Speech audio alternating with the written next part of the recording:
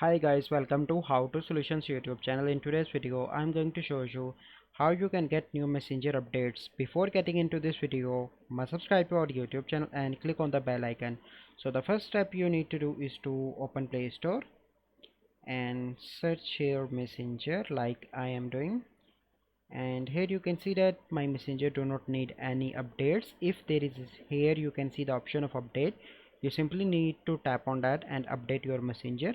Once you complete that step, you simply need to go into the settings and go into the app management and click on app list, and here you need to search for the Messenger, and here you need to click on storage and cache.